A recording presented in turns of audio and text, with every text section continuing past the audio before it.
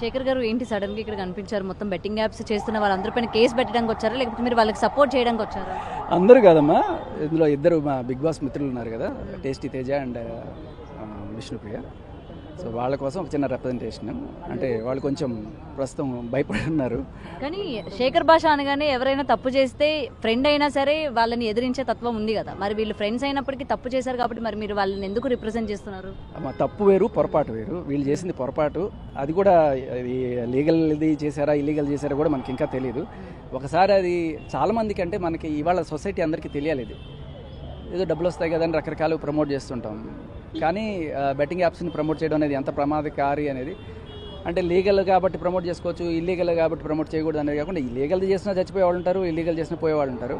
But ఏదైనా we have decided, ఇంకా అంటే బిగ్ బాస్లో అందరూ కూడా ఏకగ్రీవంగా ఇక్కడ నుంచి అంటే చేయొద్దు అనేది, లీగల్ అయినా ఇల్లీగల్ అయినా చేయకూడదు అనేది డిసైడ్ అయ్యారు. బట్ ఇది ఎప్పుడుదో వీళ్ళకి సంబంధం, నాకు తెలిసి ఒక 2 ఏళ్ల క్రితం సంగతి. అది కూడా లీగల్దే అని అనుకుంటున్నాను నేను. సో వాళ్ళకి కూడా గుర్తులేదు, ఎందుకు పెట్టారో ఏంటో వాళ్ళకి కూడా అయోమయమైన పరిస్థితిలో ఉంది, ఎత్తుకుంటున్నారు. బట్ వాళ్ళు మీ హెల్ప్ కోరారా, లేకపోతే మీకు మీరుగా వచ్చారా? ఫస్ట్ ఇది న్యూస్ ఎక్కడో చిన్న స్క్రోలింగ్ రాగానే ఏంట్రా మన వాళ్ళ పేర్లు వస్తున్నాయని చెప్పి నేను ఇమీడియట్గా వాళ్ళకి ఫోన్ చేశాను. చేసి ఏంటి అంటే నాకేం తెలియదు. పాపం విష్ణుప్రియకి అయితే మరీ అమాయకత్వానికి ఏం తెలియదు. నా మీద టీవీ వాళ్ళు ఇష్టం వచ్చినట్టు ఏవో వేస్తున్నారు, నేను వాళ్ళ మీద అంత కేసు పెడతాను. ఆగు, ఫస్ట్ అసలు ఏమైనా తెలుసుకోవాలి మనం అని చెప్పి నేను తర్వాత కనుక్కున్నాను. నాకు రాత్రి అరౌండ్ 10 o'clock క్లియర్ పిక్చర్ వచ్చింది. సో మొత్తానికి ఇది ఎఫ్ఐఆర్ అయింది ఇది. బట్ అందరూ మెన్షన్ చేశారు, వీళ్ళకి ఏ సైట్ మీద ప్రమోట్ చేశారు, వీళ్ళకైతే ఏం రాయలేదు.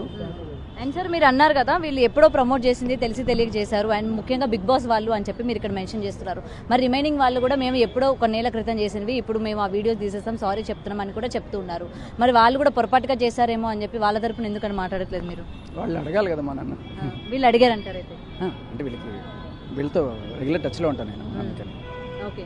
సో వాళ్ళతో అంత పెద్ద టచ్ ఉండదు. వాళ్ళని కూడా సంప్రదించే, అంటే వాళ్ళకి ఏదైనా హెల్ప్ కావాలంటే లీగల్గా మనం చేస్తాం. మనం ఫస్ట్ నుంచి అదే పనిలో ఉన్నాం కాబట్టి. ఇప్పుడు వీళ్ళు నిజంగా బెట్టింగ్ యాపే ప్రమోట్ చేస్తారని తెలిస్తే మీరు నెక్స్ట్ స్టెప్ ఏంది? అంటే లీగల్గా ఏ యాక్షన్ అయితే అది జరుగుతుంది, దాంట్లో మనం ఆపేదేం లేదు. అసలు నేను ఎప్పుడు లీగల్ బెట్టింగ్ యాప్స్కి నేను ఎప్పుడు కూడా నేను ప్రమోట్ చేసింది లేదు, అండ్ ఫర్ కూడా లేదు.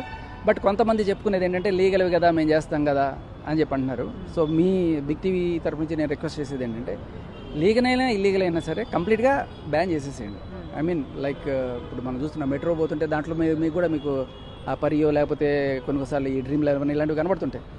సో వై మన అంటే ఎఫ్ఐఆర్లో కూడా కొన్ని ఆ పేర్లు కూడా మెన్షన్ చేస్తున్నాం. అండ్ ఇంకోటి కూడా ఏంటంటే దీంట్లో ఇంకా లీగాలిటీస్ లోపలికి పోతే ఇంకా అంటే వీళ్ళు ఏదైనా కోడ్ పెట్టారా, ఆ కోడ్ పెట్టి వీళ్ళు ఆడారా, ఆడితే దానికి సంబంధించి ఏదైనా అవతల వాళ్ళు ఎవరైనా నష్టపోయారా, ఇలాంటివన్నీ చూస్తారు. ఊరికే ఏదో పేరు చెప్పడం, బ్రాండ్ ప్రమోషన్ దానికి సంబంధించి ఉండకపోవచ్చు. ఐ డోంట్ నో, బట్ చూడాలి లీగాలిటీస్.